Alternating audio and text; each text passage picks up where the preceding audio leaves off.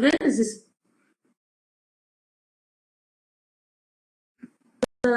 vocês podem me dar um ok na aba de papo, se vocês estiverem conseguindo me ouvir bem, por gentileza. Bom dia, Rejane. Então, por gentileza, se vocês estiverem me ouvindo, me deem um ok para começar a transmissão.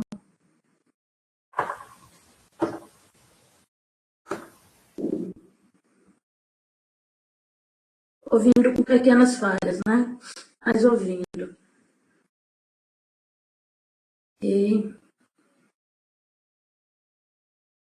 Andréia, Eliana, Elizabeth, Jerusa, Jonismar, os participantes estão conseguindo me ouvir? Vitor? Sim. Ótimo.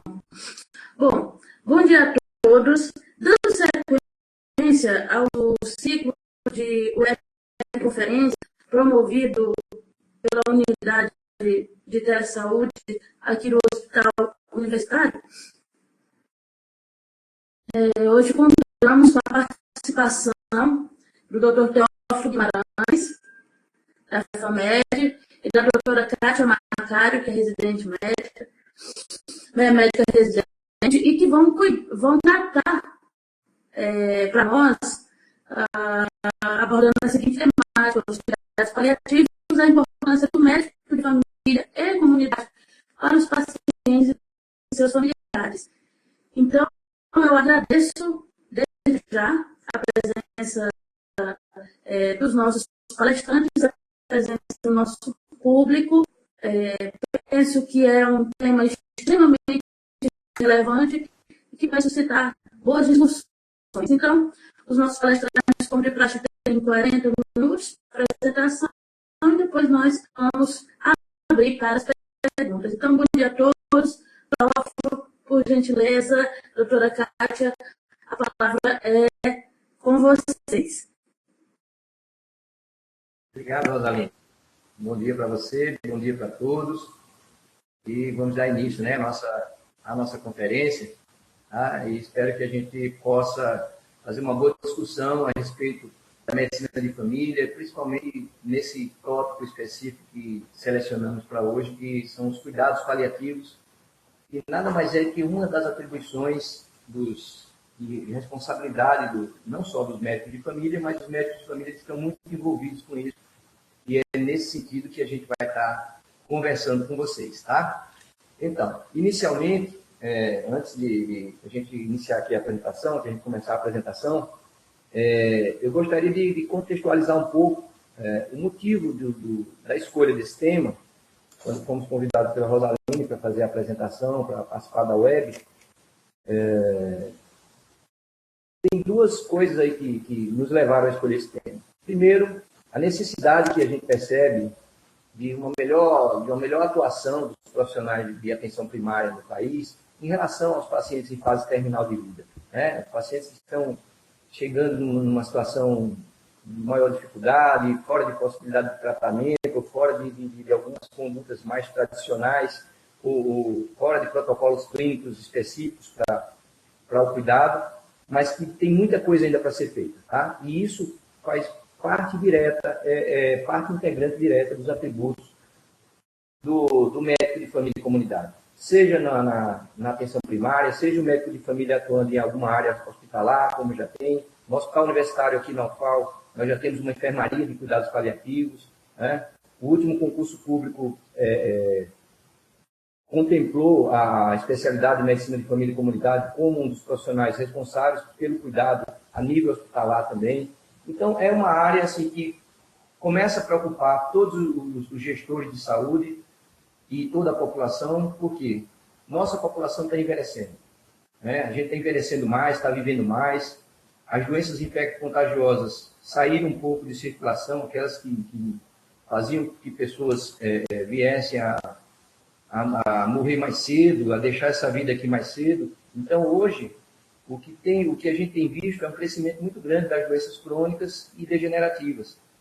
que levam as pessoas a um sofrimento, muitas vezes, muito grande, no final de vida, né, no final da sua vida, depois de toda uma jornada aqui nesse nosso planeta lindo, de chegar a precisar de cuidados especiais, de cuidados específicos, e muitas vezes não receberem esses cuidados. O que a gente vai falar hoje com vocês, o que a gente vai conversar aqui nessa conferência hoje, diz respeito diretamente a isso, a como cuidar das pessoas, mesmo naquelas situações onde se fala, onde se pensa que não tem mais nada o que fazer. Tá? É exatamente o contrário. É a partir daí que tem muito a ser feito. Muito a ser feito com o paciente e muito a ser feito com a sua família. Por isso que o nosso tema fala da importância do profissional médico de família e comunidade, tanto para eles, para quem está objeto da atenção, mas também para a família que está ajudando nesse cuidado e que muitas vezes precisa de um suporte também de uma equipe de saúde. Tá? Então, o papel do médico de família é preponderante nesse aspecto. Nesse sentido, eu gostaria de informar para vocês que aqui em Alagoas nós temos oferecido anualmente pelo Hospital Universitário 5 vagas para a residência de medicina de família e comunidade. E a gente sabe, é uma especialidade nova no país, as pessoas ainda não têm tido uma busca assim tão forte. Temos alguns exemplos, Rio de Janeiro já está oferecendo 150 vagas por ano e consegue lotar as 150 vagas, são vagas oferecidas pela Prefeitura do Rio, uma residência que está crescendo bastante no país inteiro. Existe uma orientação do Ministério da Saúde em aumentar o número de vagas na residência de medicina de família e comunidade. E assim, nada melhor para discorrer sobre esse tema e falar de cuidados paliativos e falar da importância do médico de família e comunidade. Tá? E aí, assim, eu fui muito feliz na escolha de convidar a nossa residente de medicina de família e comunidade, Kátia Macari, que está aqui do meu lado, tá? Uma pessoa que a gente admira demais, é a nossa pedra preciosa da medicina de família hoje lá, né? É a nossa filha única por enquanto, mas a gente sabe que nós vamos crescer aqui em Alagoas também com a especialidade. E Kátia vai trabalhar com vocês, vai mostrar para vocês o que são os cuidados paliativos e que atribuição é essa do médico de família e comunidade e qual é o seu papel nesse cuidado. Tá? E ao final da fala da Kátia, a gente volta a conversar, faz uma discussão, para tirar algumas dúvidas, alguns questionamentos que vocês tenham, tanto a respeito da especialidade da medicina de família, como em relação ao tema específico, essa atribuição do médico de família, que são os cuidados paliativos. Tá? Então, eu vou fazer o seguinte, eu vou passar a palavra para a Kátia, para ela iniciar a apresentação, e dizer para vocês da satisfação da gente estar aqui mais uma vez, agradecer a Rosaline, agradecer o Felipe, agradecer a figura da Rejane, que é uma pessoa que tem divulgado muito essa webconferência em todos os meios que ela tem contato, tá? E que a gente vai estar à disposição para estamos para essa e para as próximas conferências que forem necessárias e que a gente possa estar contribuindo nessa ferramenta aí de discussão, que é muito legal, tá bom? Então, eu vou passar aqui para a Kátia e no final a gente começa novamente volta a falar, faz uma discussão final. Um abraço a todos. Bom dia a todos. Eu encontrei o cuidado paliativo, essa atenção, no período em que eu fazia plantões numa enfermaria de cuidados paliativos. E eu vi que eu poderia fazer isso dentro da minha residência, que eu poderia fazer isso com a medicina da família. E eu vou passar um pouquinho para vocês, antes da gente citar a importância, o papel do médico de família e comunidade, e para os pacientes e familiares que estão no dia a dia com a doença grave, progressiva, como é que a gente pode fazer esses cuidados paliativos, falar um pouquinho do que seria cuidados paliativos, que ainda, no século que a gente vive, ainda tem muita gente que não conhece, não sabe da sua importância. E eu vou falar um pouquinho para instigar um pouquinho a curiosidade e interesse de vocês. Então, aqui está uma figura bem interessante, eu gostei muito dessa figura, foi Picasso, que fez aos 17 anos. Então, mostra a figura aqui de uma pessoa que provavelmente a gente entende como médico, e uma mulher que está doente, enferma, numa cama, e a gente pensa, o que seria esse médico? Seria o médico da família? seria ele que estaria dando suporte, né, físico, às necessidades físicas daquela mulher. E essa religiosa? O sentido da caridade nesse momento de enfermidade, onde ela está aqui com o filho, dando um apoio, dando uma ajuda. Então, aqui eu vejo o sentido do cuidar, e já a gente puxando um pouquinho para os cuidados paliativos, acho que aqui é um meio sim de paliar o emocional, a ajuda que essa religiosa está dando, ou quem sabe está garantindo o cuidado da criança quando essa mulher falecer. Então, dentro desse contexto, a gente pode pensar no que significa o cuidado paliativo. Quando a gente fala em paliativo, nos dias de hoje, o que a gente pensa que é uma coisa que não tem muita importância, já que eu não posso consertar uma torneira, eu vou fazer um paliativo aqui, vou botar uma emenda. Então, paliativo, na verdade, no seu sentido, né, da palavra em latim, é capa ou manto que cobre os ombros. Então, tem um sentido de proteção. E a Organização Mundial de Saúde, ela deixa um conceito de cuidado paliativo, uma abordagem que promove a qualidade de vida de pacientes, mas não só do paciente. Também é muito importante o familiar. Então, mais uma vez, aí eu já enfoco a presença do médico da família. O médico de família hoje ele está diante do paciente, mas ao mesmo tempo ele vê os familiares. E principalmente a qualidade de vida desses pacientes e dos familiares diante de doenças que ameaçam a continuidade de vida. Doença em progressão, doença grave. E a abordagem para a promoção dessa qualidade de vida vem através da prevenção, do alívio do sofrimento e requer a identificação precoce e impecável da dor. A dor hoje uma das grandes queixas dos pacientes com doença terminal e é um sintoma muito difícil, né, para o paciente, para a gente ver o paciente nesse sofrimento, e também de natureza física, psicossocial e espiritual. São esses problemas que a gente denomina dor total. Então, isso já foi a denominação, na verdade, de Cicely Saunders, que é uma pioneira no cuidado paliativo no mundo. E quando ela se refere à dor total, porque não é só uma dor física, muitas vezes não é a dor que incomoda o ombro ou o lugar onde está um tumor, mas é um sofrimento, é com quem vai deixar a família, é para onde eu vou, quem vai ficar aqui, como é que vai ficar. Então, o cuidado paliativo ele tem toda essa abordagem. Mas, ao mesmo tempo, não é só o segurar na mão, não é o médico que guarda a família, como já ficar do lado, mas ele ter planejamento e técnicas para poder fazer um cuidado paliativo eficaz, com qualidade. Então, a gente já descarta 3 conceitos que a gente disputa muito por aí, que são pacientes fora de possibilidade de cura. Cuidados paliativos não vai atuar só em pacientes fora de possibilidade de cura. A gente vai mostrar mais na frente um gráfico, então, a partir do momento que você faz o diagnóstico, você pode entrar com ações paliativas e com cuidados paliativos, mesmo o paciente diante de uma doença grave, ele ainda existe possibilidade de cura, ele vai ter a ação dos cuidados paliativos ali. Não existe quando não há mais nada a fazer, sempre há o que fazer, e quando a gente está diante de um paciente com uma doença terminal, há muito o que se fazer. E fora as possibilidades terapêuticas, a palavra em si terapêutica a gente não vai excluir. Né? A gente tem que pensar que a possibilidade de cura é diferente da possibilidade terapêutica. A gente vai até o fim com medicações, com alívio do sofrimento, com ações não medicamentosas, né? Não, ações não farmacológicas, como a gente costuma dizer, para poder aliviar o sofrimento daquele paciente.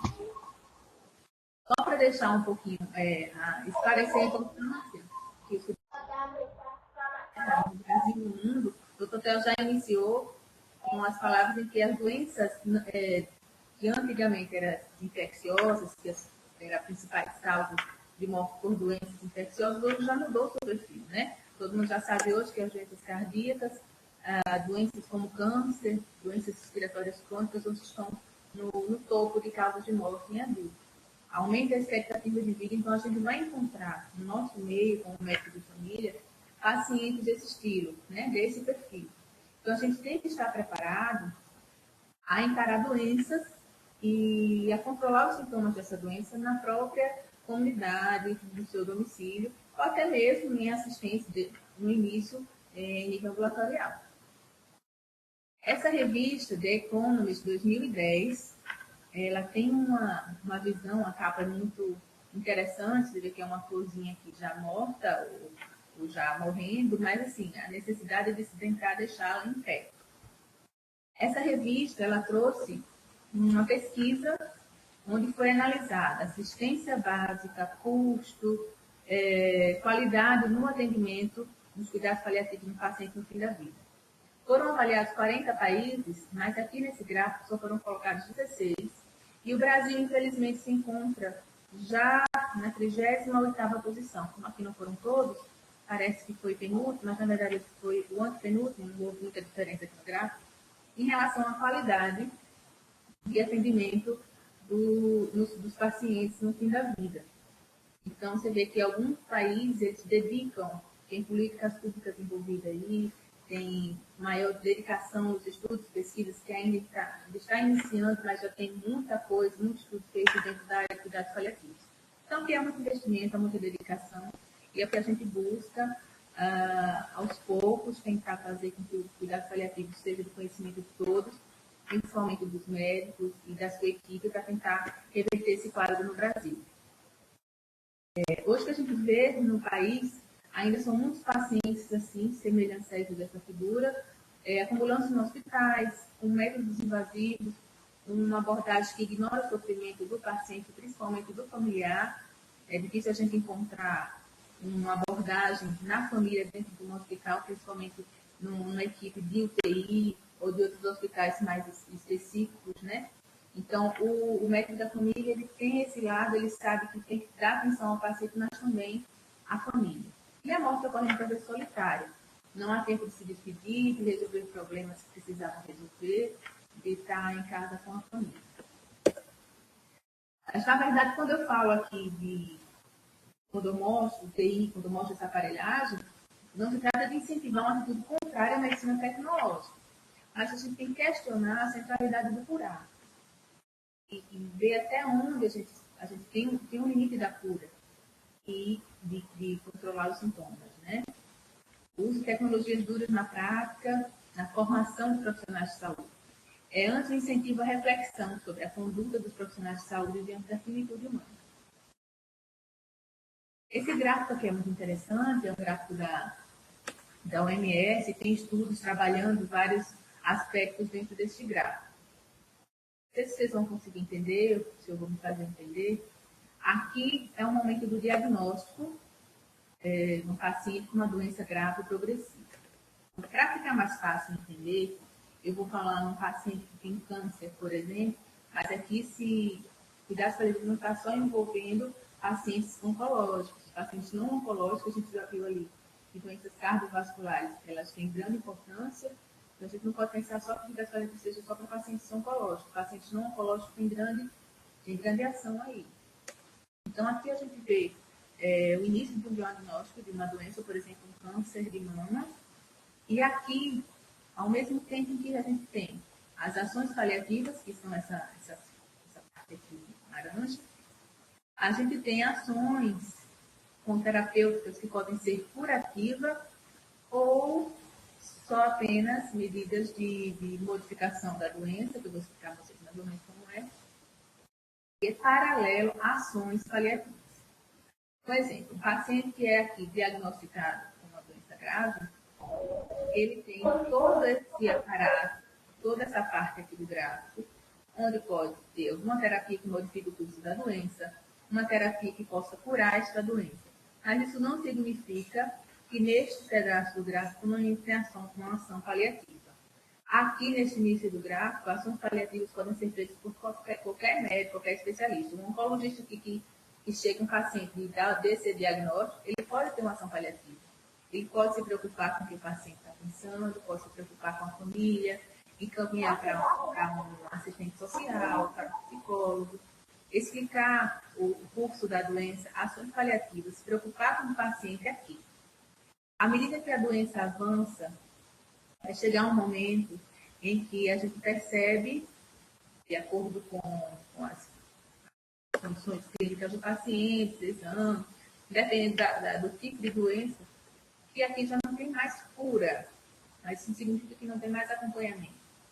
Então, à medida que a doença vai se agravando, o cuidado paliativo ele vai se tornando cada vez mais importante.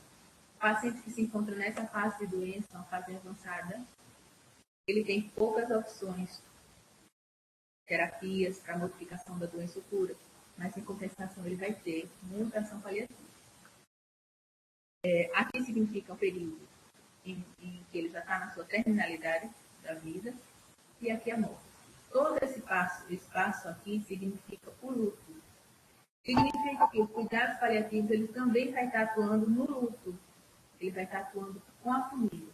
Então, apesar da morte do paciente, a equipe de cuidado paliativo também vai estar junto da família para saber como ficou a criança, realmente que faleceu a criança de 7 anos, como ficou a situação financeira, a assistência social vai dar um apoio. Então, eu posso dizer que a equipe de cuidados paliativos ele vai atuar aqui. Onde aqui o paciente chega com 6 meses a anos ainda de doença, mas em estado grave, onde não existe possibilidade de cura. Então, a equipe de cuidados paliativos exclusivos podem estar atuando aqui. E o médico da família?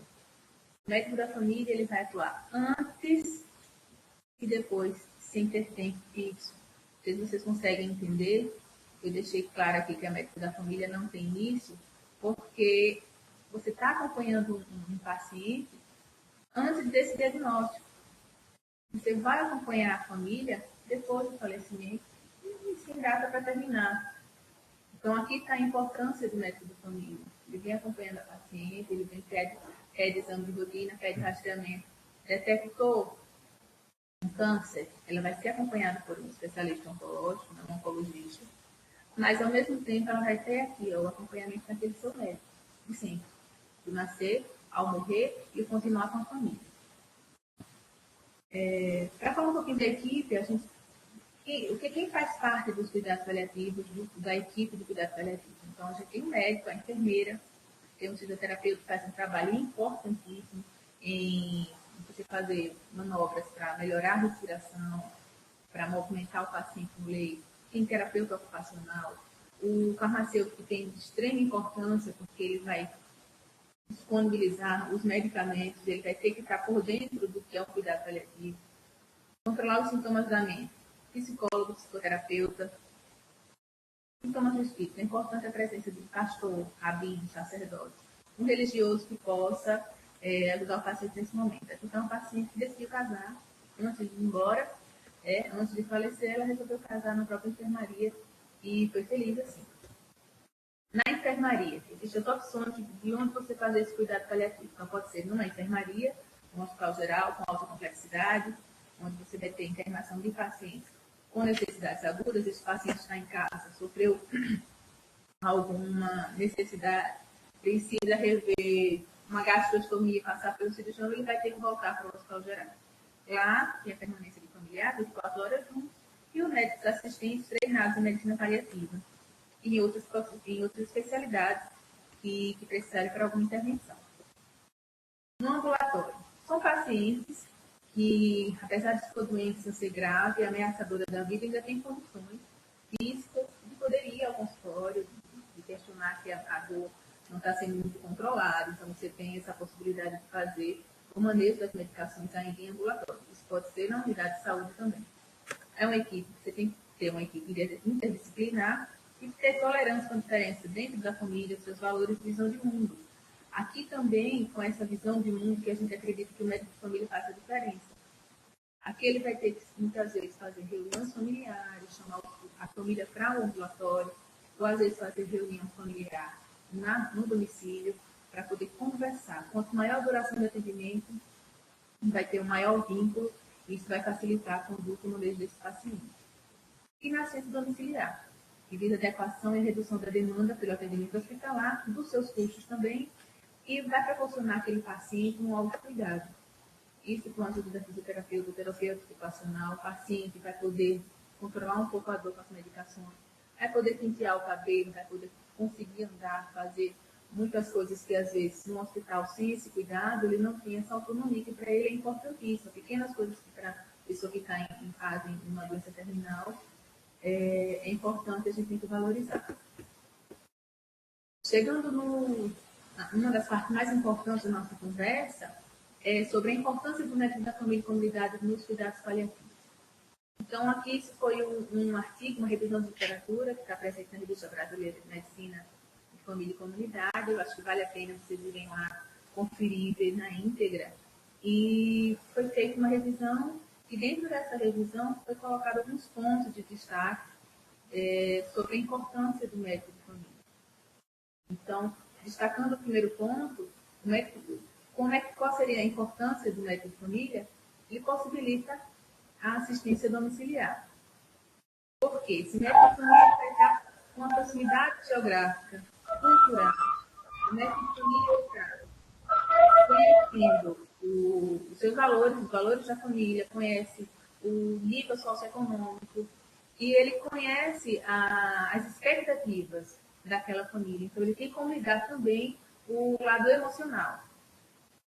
E é no domicílio que os pacientes têm, já foi feito um estudo, eles preferem ir para casa quando já dizem que não existe mais cura. Então, eles preferem estar em casa.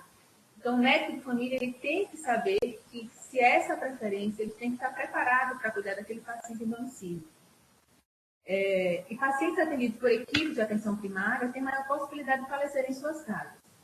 Quando a gente fala de possibilidade de assistência domiciliar, é uma possibilidade de assistência de maneira responsável.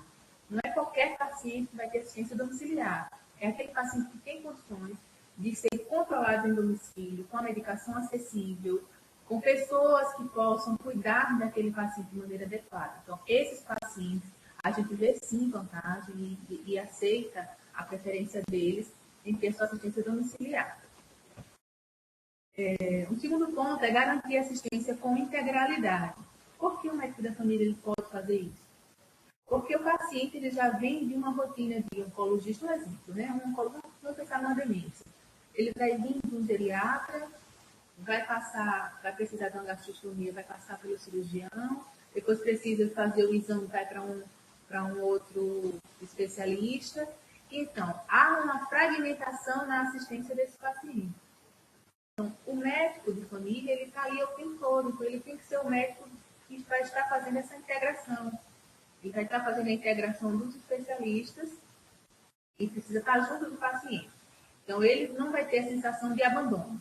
Muitos pacientes têm essa sensação no momento mais frágil da vida deles, quando descobrem uma doença grave, onde o oncologista diz: eu não consigo mais dar conta da sua doença, você vai passar para tal médico. Então, ele passa, muitas vezes, do oncologista para uma equipe, um paliativista de uma equipe de um hospital, por exemplo, e ele muitas vezes não sabe que não vai voltar mais para o oncologista. Muitas vezes eles se sentem e falam que estão tristes porque ninguém dá mais conta da doença dele. Então, o médico da família ele vai estar em paralelo fazendo essa integralidade. Não vai abandonar. O paciente sabe que vai ter uma pessoa do lado dele até quando ele quiser partir. E o olhar ampliado, que a gente sabe que o médico da família deve ter esse olhar ampliado. A gente fala muito da clínica ampliada, do saber escutar, do olhar, de ter essa sensibilidade, que são atribuições mais do que as outras especialidades, acredito, do médico de família. Utilizar a longitudinalidade como ferramenta de cuidado.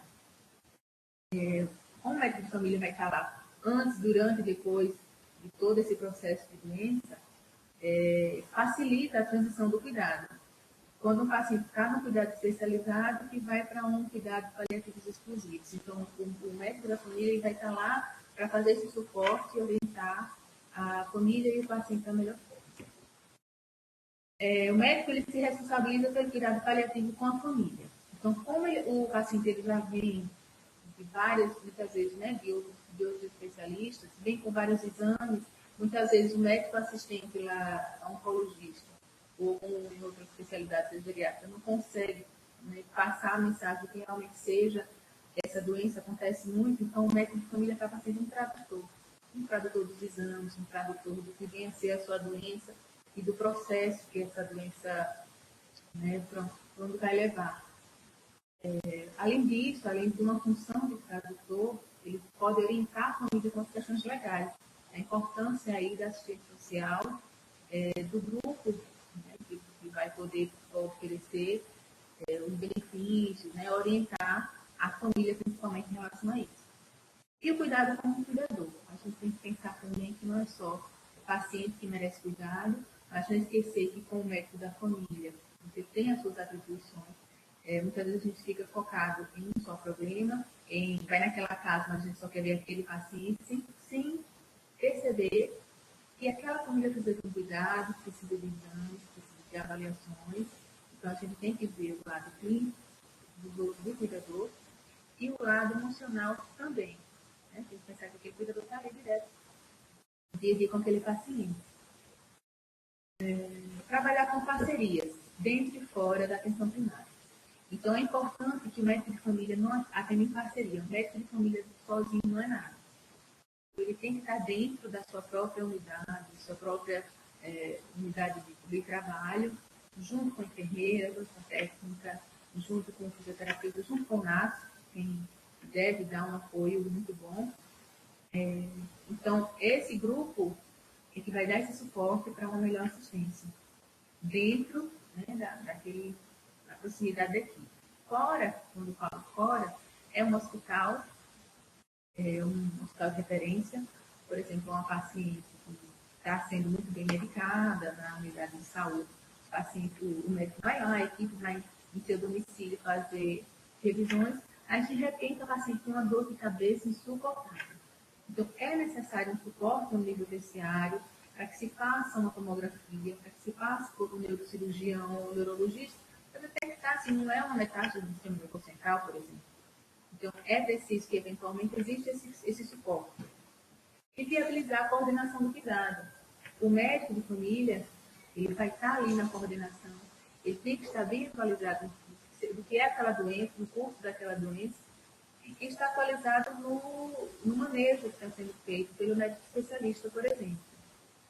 Então, ele vai ter que ter uma contra-referência, ele pode encaminhar solicitar alguns dados do médico, e o médico retornar com essas novidades, com alguns cuidados específicos que o médico de família tem que ter com os pacientes.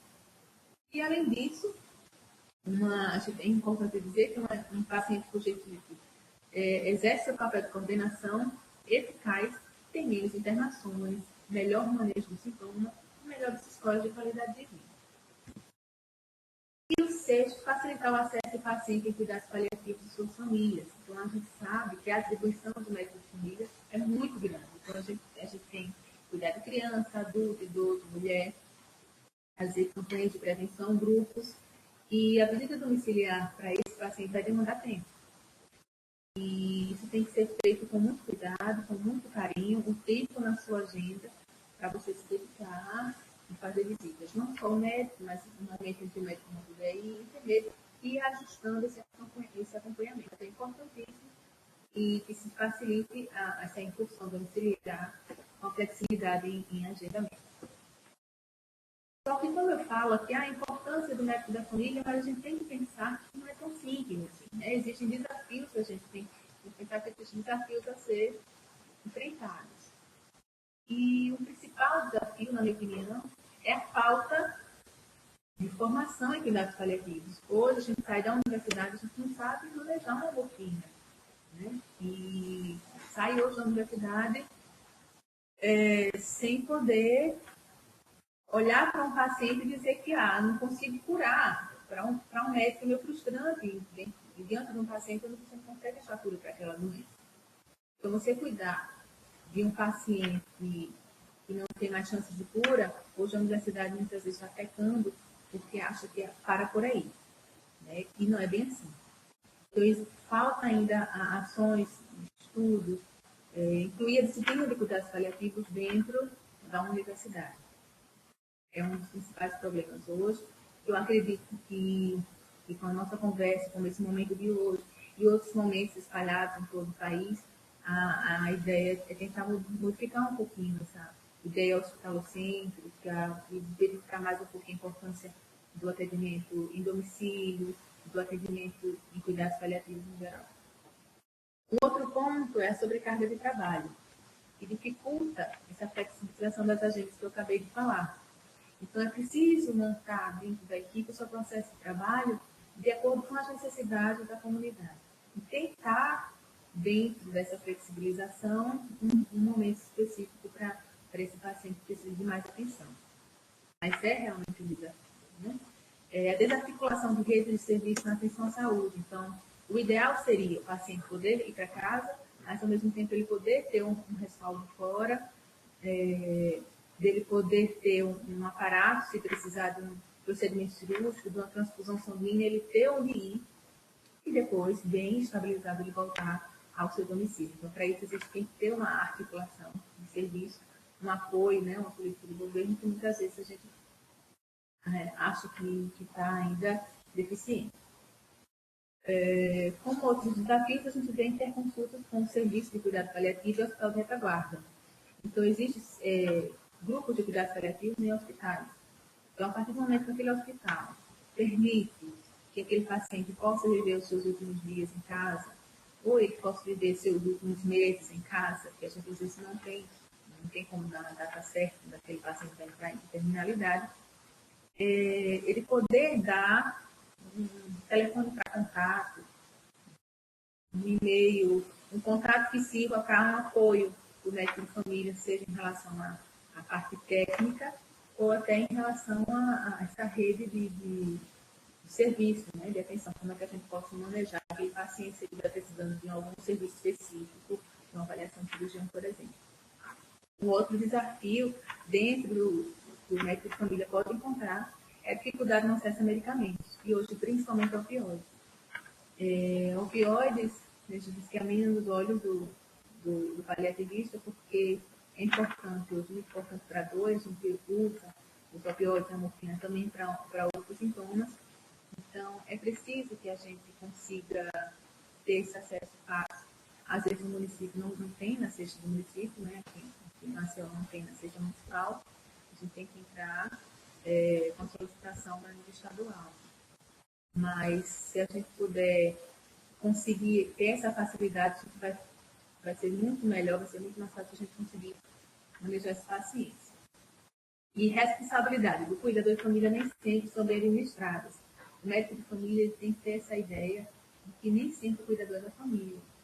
E não sei muitas vezes qual é o pior em relação ao conflito, se o cuidador sendo da família se sendo fora. Então, tem que estar apto para poder intermediar muitas vezes alguns conflitos, fazer reuniões com acompanhamentos familiares e também se responsabilizar no cuidador, né? Como eu falei anteriormente, do cuidado, na saúde mesmo, no sistema emocional daquele cuidador, sendo ele da família ou não.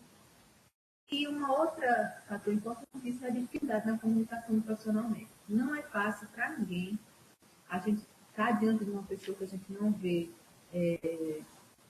uma doença sem cura, onde o paciente a gente vai ter que amenizar o sofrimento e dizer isso para um paciente difícil. Por isso que a gente esbarra muitas vezes no paciente chegar a um nível de cuidado paliativo de um grupo sem que o especialista, o oncologista ou o geriatra, quem seja, ter dito a ele a verdade sobre aquela doença. E o médico de família, ou paliativista, tem que contar a verdade. É necessário que você seja realista, mas com sensibilidade. Não é de toda forma que você passa a informação para o paciente. E dá esperança na medida do que for possível. Você não vai dizer que ele vai conseguir chegar na festa de aniversário dele, mas você vai dar esperança de que ele pode fazer hoje ou amanhã, o que for melhor, para que ele se sentir bem. Fechando tudo, eu acredito que a unidade, a equipe de saúde, o médico em si, ele deve ter um conceito de cuidados paliativos, ele deve divulgar isso dentro da sua equipe, se for ele o principal interessado, promover esse conhecimento. Temos aqui o conceito e a aplicação dos cuidados paliativos, comunicação ao final da vida, controle da dor moderada e severa, controle dos principais sintomas, cuidados no final da vida, assistência pós-morte imediata e prevenção do luto. Isso são temas importantes que eu acredito que o médico de família deve procurar se informar, estudar, se capacitar, porque cuidados paliativos é o que a gente vai encontrar no dia a dia. Pacientes com doenças que precisam de um apoio psicológico, que precisam de uma ajuda. Esse vai ser o perfil, esse se não está sempre, vai ser o perfil dos nossos pacientes como médico de família e comunidade. Aqui são duas bibliografias, existem várias outras, eu não pude colocar todos no mesmo slide, mas se vocês entrarem, tem um manual de cuidados paliativos, tem livros interessantíssimos, tem cursos espalhados pelo país, então acho que vale a pena a gente se aprofundar, estudar mais um pouquinho. Aqui eu acho que é uma frase que representa também cuidados paliativos, não podemos acrescentar dias às nossas vidas, à nossa vida, mas podemos acrescentar vida aos nossos dias. E é isso que médicos com ações paliativas, paliativistas, o médico de família principalmente pode fazer para o paciente. É isso, obrigada. Espero que tenha sido proveitoso. Iniciar, eu acho que na verdade essa conversa está sendo para instigar um pouco, para vocês perceberem a importância que nós temos, já me incluo como médico de família, falta pouco para eu terminar, mas a importância que a gente tem na vida desses pacientes e das famílias. A gente está numa família vendo nascer, tem que passar por um desenvolvimento na vida, e o falecimento que faz parte da vida, a gente tem que contar e tem que ficar bem clara a finitude da vida para a gente e passar isso para os pacientes. O Theo aí quer abrir para alguma pergunta que queiram. Bom, Kátia, parabéns pela sua apresentação. Isso mostra só para a gente, dá uma felicidade para a gente. E que essa formação que a universidade tem proporcionado de novos profissionais na medicina de família, novos médicos de família que vão estar aí logo no mercado de trabalho, com boa formação. Isso vai fazer uma diferença muito grande na assistência desse grupo de pacientes que precisam de cuidados paliativos e em todas as fases de vida também, né? Como você bem falou, o médico de família está presente em todas as fases de vida do indivíduo, antes dela, inclusive, desde o pré-natal, desde a concepção, e ainda continua cuidando das famílias num evento pós-morte. Eu queria justificar muito também desse tema por um aspecto muito, muito interessante. O IBGE já fez uma projeção para 2060 de que a população acima de 65 anos vai aumentar a Kátia em 4 vezes. 4 vezes a população que tem hoje. Hoje nós temos, o censo de 2003 do IBGE mostra que nós temos no Brasil 15 milhões de pessoas acima de 65 anos. Já é um número grande, já é maior que a população de muitos países aí do mundo afora. Só a quantidade de pessoas acima de 65 anos que nós temos hoje no país. Ora, essas pessoas acima de 65 anos, como em qualquer fase da nossa vida, têm situações específicas, precisam de cuidados específicos e precisam de pessoas com formação para cuidar bem deles, em todos os aspectos que você falou. Emocional, cultural, psicológico, biológico, em todos os aspectos. Sociais, essas pessoas precisam de lazer específico. O Brasil ainda tem que se preparar muito para essa população que está envelhecida. Você vê até locais de lazer específicos, a gente carece nas cidades para essa população. Tudo parece que é voltado para a população mais jovem, para criança, para adolescente e para adulto jovem. Né? Então, até no aspecto do lazer, que faz parte, que tem uma relação direta com a saúde da população, a gente vê um pouco a população acima de 65 anos um tanto que esquecida disso aí. Né? Então, se a gente vai quadruplicar esse número de 15 milhões, vamos chegar a 60 milhões de pessoas acima de 65 anos. É lógico que, só para vocês terem uma ideia, na população de 80 anos de idade, se você pegar o grupo de pessoas com 80 anos de idade, a gente tem um percentual de 20% de pessoas portadoras de demência de Alzheimer. Só com esse agravo, só com Alzheimer. Então, se você pegar a população de 80 anos de idade hoje, né, o Alzheimer começa mais cedo, mas quanto mais avança a idade, maior é a incidência. São pessoas que vão necessitar muito desses cuidados paliativos. E vai precisar de mais profissionais com a sua formação, com essa formação que você está recebendo, com formação específica para fazer cuidado paliativo. Porque cuidado paliativo não é cuidar de qualquer jeito, é cuidar com qualidade, é cuidar com competência, mesmo quando se caracteriza nisso. Você está fazendo um treinamento em São Paulo, está melhorando, está aprimorando isso. A gente tem discutido isso muito na residência aqui, tem discutido o nosso Congresso Brasileiro de Medicina de Família e Comunidade, agora em Natal, o 13º Congresso Brasileiro. Colocou várias mesas discutindo, várias oficinas discutindo cuidados paliativos.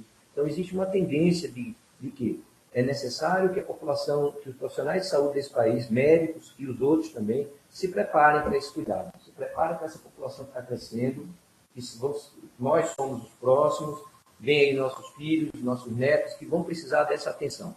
Tá? Então, esse tema tem essa importância e a gente vai abrir agora para as pessoas fazerem seus questionamentos. A gente agradece a participação de todos e é um prazer enorme a gente poder falar isso. A gente vai digitar aqui o contato nosso também, se vocês quiserem, algum outro momento, alguma outra maiores informações sobre esse tema ou outros temas que a medicina de família dá conta, estamos à disposição, né, Kátia? Vamos estar sempre abertos para isso. Trocar experiências, se vocês quiserem implantar algum grupo, é o que eu pretendo fazer na unidade onde eu estou como residente, montar um grupo dentro da própria unidade, e a gente conversar muito com os agentes de saúde, com todos os integrantes da própria unidade, saber o que eles entendem sobre cuidados paliativos, o que a gente pode fazer para aqueles pacientes. Isso pode ser uma experiência entre vocês, nas suas próprias unidades de saúde, no seu trabalho, montar um grupo para poder atender melhor esses pacientes.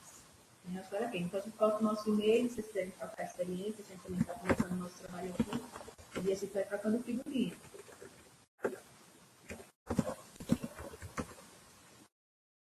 Aqui estão perguntando se existe estudo sobre esses cuidados no Canadá. Deixa eu só voltar. Essa pergunta foi essa.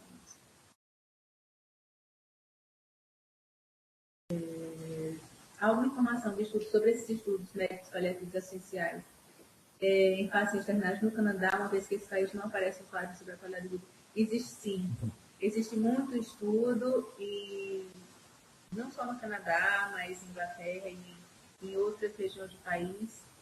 E eu digo que até muito bem avançado, comparando... Só para que ele viu aquele gráfico lá que você mostrou, ali não aparecem os primeiros. O Canadá, a Inglaterra estão nos primeiros lugares em cuidados paliativos também. Né?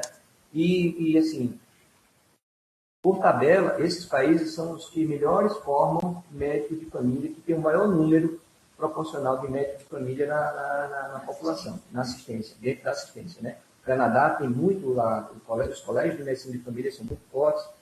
Na Espanha, na Inglaterra, a Inglaterra também tem um sistema onde a atenção primária é muito presente, né? E lá,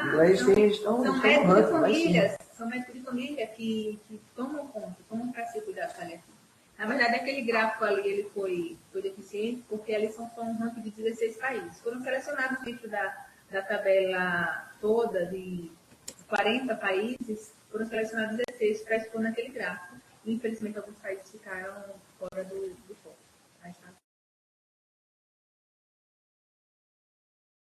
Tem mais algum questionamento?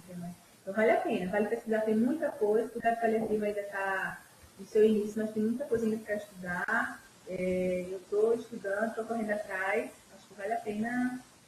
Eu queria dizer para vocês também o seguinte: onde é que a gente vê cuidados paliativos no país, né? No Brasil? Onde é que são os locais que tem hoje, né? Como está hoje?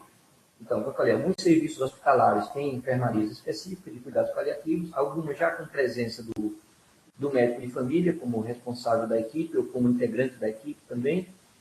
Mas nas unidades básicas de saúde hoje, nas cidades do interior do país, já se pensou, entendeu, de aprimorar mais esse cuidado com a criação daquelas equipes que atuam diretamente no domicílio, chamado Programa Melhor em Casa.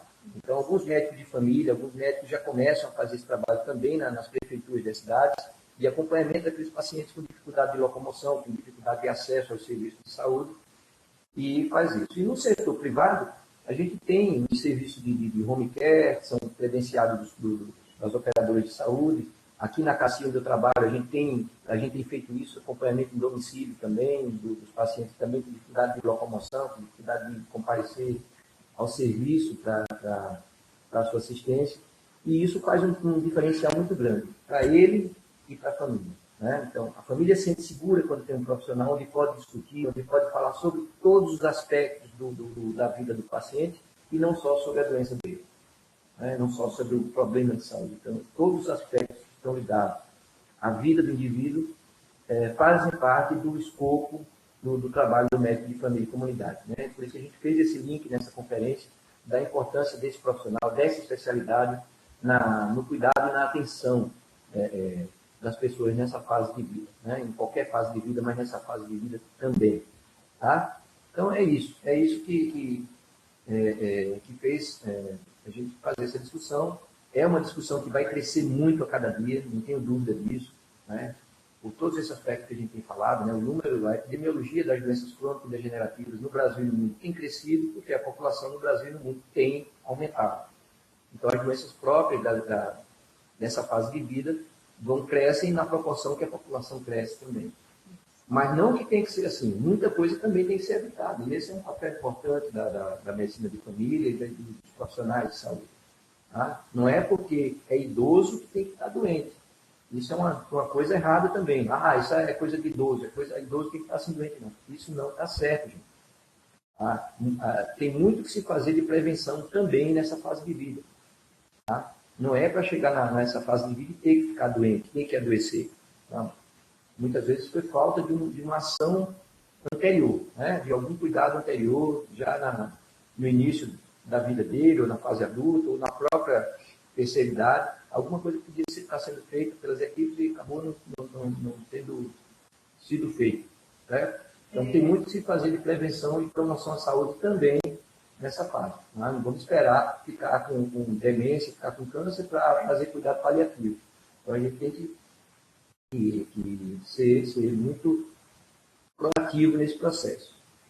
Aqui tem uma pergunta que fala que é visível que a medicina paliativa ainda precisa ser melhor difundida no Brasil. Você já vê essa movimentação nas universidades e nos hospitais? Assim, tá? Está difícil ainda, está ainda devagar a introdução da medicina paliativa nos currículos. Mas a gente já vê, sim, um grande avanço. Existe residência em medicina paliativa em São Paulo. Então, aquele curso que a gente acredita que está com essa deficiência, a residência em medicina paliativa está aí para suprir essa necessidade. E essa discussão que a gente está aqui, as discussões que existem em congresso, justamente para fomentar esse desejo de se introduzir o cuidado paliativo como disciplina nas universidades. Existem, sim, alguns focos em algumas universidades, eu não sei precisar agora de qual a universidade que já começou, mas eu acredito que em São Paulo já tem esse avanço, e a gente espera, na discussão de reformulação do currículo, eu aqui na universidade vou estar levantando minha bandeira e vou estar defendendo a introdução disso aqui na universidade. E a gente já está vendo que é uma realidade, né? O HU tem uma enfermaria de cuidados paliativos, mas quem é que vai estar atuando ali se ele não coloca no próprio currículo a disciplina? A gente fala um pouco, consegui introduzir um pouquinho do que o Thelma colocou para falar um pouquinho sobre a clínica ampliada dos cuidados paliativos dentro já desse currículo, mas como com a participação, mas eu acredito da importância que mais uma vez vai ser como a disciplina. Porque, como eu já disse, a gente fala que hoje eu falei um pouquinho da importância de como o médico pode estar inserido, mas é uma gama de informações, de parte científica, de como você tratar, que medicações você fazer, de como existe uma forma não farmacológica de você poder cuidar daquele paciente. Então, tudo isso tem que pode ser visto dentro da universidade. Tem um profissional, cara, que deve ser introduzido nesse processo, e alguns dos serviços já começaram a introduzir esse profissional no cuidado, na atenção ao idoso, também, de uma forma preventiva, de uma forma paliativa, de uma forma de reabilitação de qualquer maneira, que é o profissional da odontologia. Né? Você vê, um dos grandes problemas nessa fase de vida, muitas vezes, é a desnutrição, é a alimentação inadequada, e isso, né, favorecendo o aparecimento de muitos problemas. E, muitas vezes, o problema inicia mesmo na boca. Né? O problema está na dentição, nessa fase de vida que as pessoas acabaram perdendo muito da sua dentição, e com dificuldade de sair de casa, como levar uma pessoa idosa, com dificuldade de deambular para um ambulatório de odontologia tradicional. Né? Então, hoje já existem alguns serviços que levam o odontólogo ao domicílio, que fazem tratamento em domicílio, né? De todas as formas de tratamento, né? Da exodontia, da periodontia, tudo que é ligado à área da odontologia, já tem sido feito também em domicílio. Isso é muito importante. Então, assim, todos os profissionais de saúde são bem-vindos nessa forma de cuidado. Na verdade, são bem-vindos e são necessários. Necessários, exatamente. Porque o cuidado paliativo ele não faz só com uma pessoa, com o médico, ele faz com a equipe. Se não existe equipe, não existe um cuidado paliativo de qualidade. E a odontologia está presente, existe espaço para odontogeriatras, né? Eu conheço um odontogeriatra que está fazendo isso comigo. E está vindo a necessidade realmente de introduzir esse ramo, né, da odonto, junto com o cuidado paliativo. Acho que é de importante mesmo. Geriatria, muito bom. A nutrição, a psicologia, né? Esses aí já são bem mais requisitados, já vem já numa linha muito forte, né? Mas, assim, você vê, com esse crescimento da população idosa, muita discussão tem que ser gerada nisso aí, né? Como cuidar bem desse grupo que vai passar a ser em torno de um quarto da população aí no futuro. É muita gente, é um grupo muito importante e pessoas que, né, dedicaram toda a sua vida ao cuidado da família, dos filhos, dos netos, e agora precisam da nossa atenção com muito carinho, com muito cuidado, né? Vai ser muito bom para a gente chegar lá, né, cara?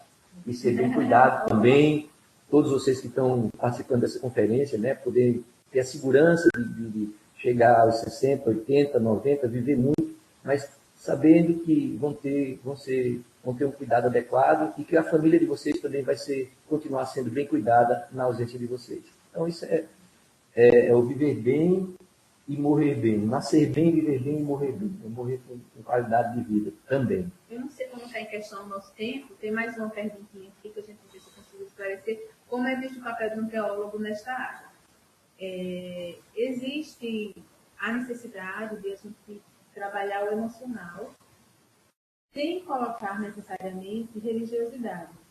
Então, trabalhar o lado espiritual sem necessariamente colocar.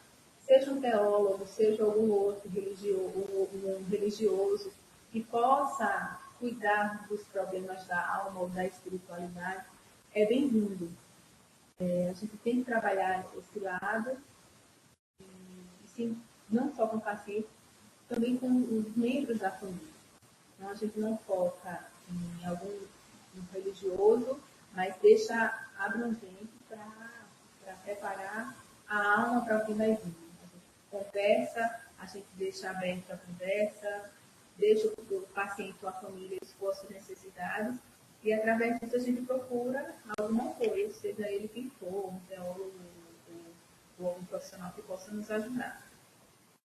Isso deve gerar uma ansiedade muito grande, né?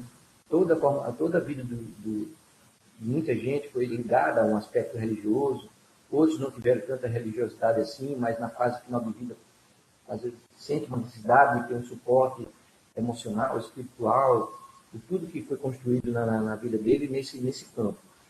E é muito importante, porque é uma fase que gera muitas dúvidas, né? O que vai acontecer comigo agora e depois, pós-morte, né? Esses questionamentos que a gente tenta trazer explicação para a nossa vida, né? A religião tem usado isso muito, né? Tem dado muito suporte nisso para eliminar um pouco da nossa ansiedade nessas incertezas, nessas dúvidas que a gente tem, ou então nos trazer algumas certezas que nos deixam confortáveis, né? Então, não tem que deixar de lado isso não. Essa pessoa também, do mesmo jeito que ela está impedida ou com limitação de ir ao médico, de ir à escola, de ir à festa, ela também está com limitação de ir à igreja, de ir ao templo, qualquer que seja ele, onde ela experimentava a vida espiritual dela, né? Então, é importante que se leve isso ao domicílio também, de alguma maneira, através de algum profissional que possa fazer isso. Se a equipe puder dar conta de alguma coisa disso também, que proporcione.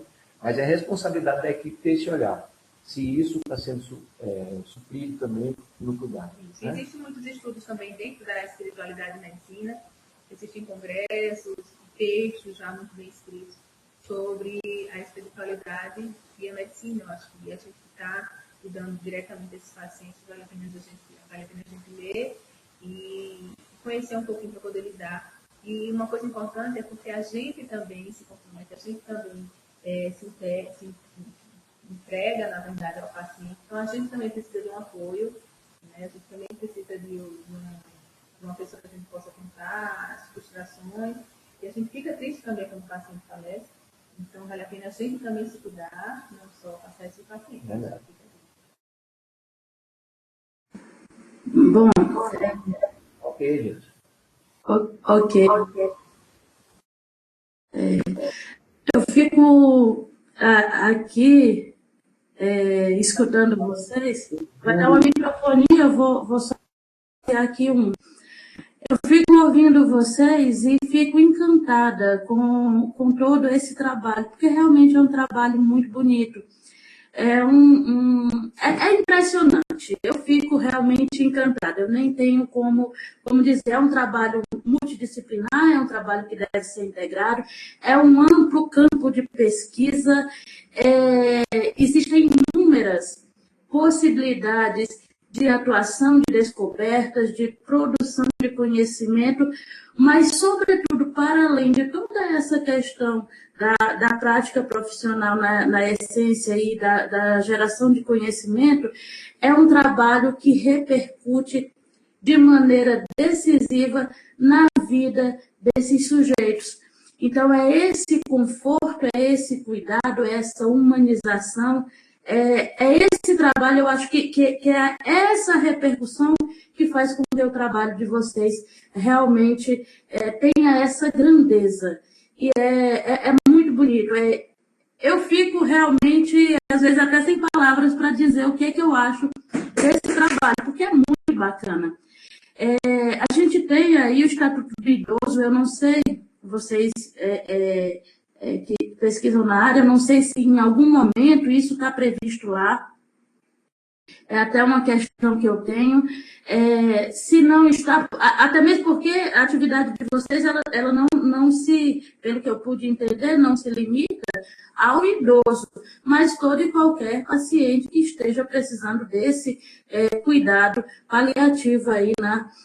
Então, eu queria saber se o Estatuto do Idoso preconiza isso, e queria dizer também que foi uma coisa que me chamou a atenção na fala da doutora Kátia, que é o seguinte, ela fala, e eu achei bacana ela dizer isso, não se trata de se afastar da medicina tecnológica, mas de se ter um outro olhar, um olhar cuidadoso, um olhar de aproximação. Eu tenho alguns estudos, e tem uma pesquisadora da Universidade Federal do Rio Grande do Sul, que é a doutora Eliane Moro, que ela trabalha vários projetos lá no Hospital de Clínicas de Porto Alegre. E ela trabalha com biblioterapia, ela trabalha também com tecnologia, ela trabalha com redes sociais para interação. E aí, claro que em determinados casos não existe a possibilidade dessa inserção, dependendo do caso, mas a tecnologia também pode ser uma aliada nesses processos na verdade, de cuidar, de envolvimento e de carinho, porque, vejam por quê. Eu tenho um paciente que está aí em Alagoas, e ele está em fase terminal. E ele tem um filho, um parente que está no Canadá, por exemplo, vamos puxar o Canadá, que foi citado aí pelo Jairo. Essa mesma interação que nós temos aqui, eu São Paulo, vocês estão em Maceió, tem gente de outras regiões, a gente já teve várias interações, mas esse meu paciente pode ter esse contato com esse ente querido dele, se não existir a possibilidade desse contato de imediato. Então, é um recurso tecnológico também usado a esse trabalho. Então, eu não sei se existe alguma coisa nesse sentido, se é fomentado isso, mas eu acho que seria uma coisa boa de se trabalhar com crianças com câncer. A gente tem aí alguns projetos no país que trabalham interatividade via jogos. Então, as crianças, elas fazem essa interatividade tecnológica e o jogo vai despertando uma série de coisas e vai fazendo com que elas galguem outros espaços.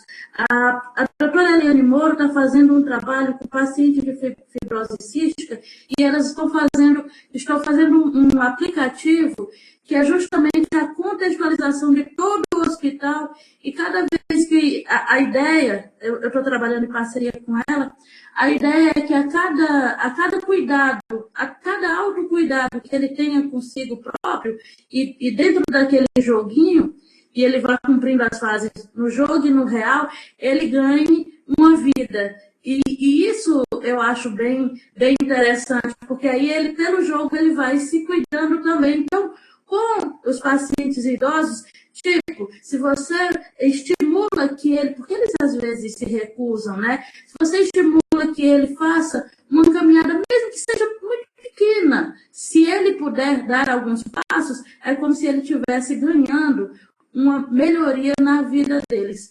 Então, eu escuto vocês, aí eu penso 3 milhões de coisas ao mesmo tempo. E fico muito encantada mesmo. Eu quero parabenizar, queria só que vocês, se possível comentasse a questão do Estatuto do Idoso e como é que vocês veem essa possibilidade da gente trabalhar, eu já estou chamando vocês para trabalhar um pouco essa questão aí tecnológica. Parabéns pela palestra, não sou somente eu que entusiasmei e achei, mas pelo bate-papo aí está dito várias vezes o quanto foi bacana. Parabéns mesmo. E uma coisa, quando a palestra é muito boa, aí o tempo a gente até esquece. Então, nem estamos cronometrando. Gosta de você ter participado nesse assunto. Na verdade, eu não vou poder lhe dizer que mas no Código de Ética Médica, que foi reformulado há pouco tempo, diz lá, fala muito bem sobre cuidados paliativos, e foi até melhor do que está dentro do Estatuto, que engloba isso para todo nível de atenção, para todas as idades, onde o médico tem o dever, sim, de paciente fora de possibilidade de cura, ele tratar de maneira melhor possível o paciente com medidas paliativas. Então, é bom que fique claro que isso já está regulamentado, já está dentro do Código de Ética, onde prega pelo cuidado paliativo. Então, isso é muito importante. E uma outra coisa que você citou foi em relação à tecnologia. Quando a gente fala que eu não quero ficar o nível tecnológico dentro dos cuidados paliativos, é porque existe cada dia mais uma tecnologia avançando para a manutenção e prolongamento da vida, ou o medo que eu tenho é de utilizar essa tecnologia para o lado negativo, de você fazer uma prevenção paternária, de você estabelecer vários exames desnecessários, você colocar várias técnicas invasivas desnecessárias em um paciente com uma doença dessa. Mas, por outro lado, como você mencionou muito bem, o fato positivo da tecnologia é um sonho, seria um sonho que todo idoso com demência pudesse ter um aplicativo para que pudesse utilizar ou facilitar a sua cognição, retardar um pouco o prejuízo da sua doença, que todos os pacientes com ela tivessem instrumentos tecnológicos para poder se comunicar bem. A gente sabe que a cognição consciente de pacientes com ela são muito boas, então o nível tecnológico com aplicativos seria um sonho para todo mundo, a todos os níveis sociais. Sem contar que isso facilita muito realmente a vida de quem está fazendo cuidado paliativo. A gente pode utilizar a internet, grupos, o WhatsApp, enfim. Está facilitando. Eu, como aluna do curso, a gente se interage com o paciente, interage com os profissionais lá, professores que possam nos ajudar. Então, a gente pode sim utilizar a tecnologia, utilizar a internet, para o lado positivo, sim. Eu acho que seria um sonho, se isso fosse acessível a todo mundo. Ok. Então, lembrando, né, Rosaline, que essas conferências elas são gravadas e posteriormente elas ficam disponíveis no site, no mesmo site que vocês entraram para acessar, para participar online. Vocês podem ter essa gravação, divulgar isso com os amigos, com outros profissionais de saúde, que eles possam também estar vendo essa e as outras conferências que já passaram por aqui. Uma boa tarde a todos.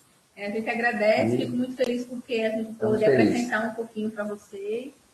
E até a próxima. Olha, obrigada, parabéns.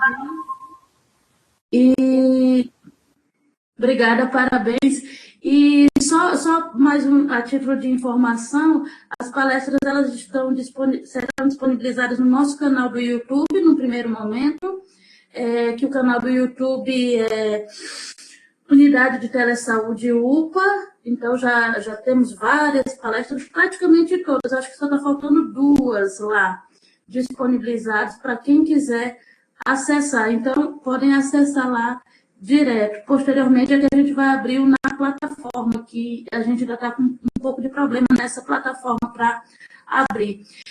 E só para finalizar, por favor, quem não colocou o nome completo e endereço de e-mail, por gentileza, coloque para que possamos emitir os certificados. Muito, muito, muito obrigada aos palestrantes e a todos pelo interesse no nosso ciclo de webconferências. Tenham todos uma boa tarde. Abraços.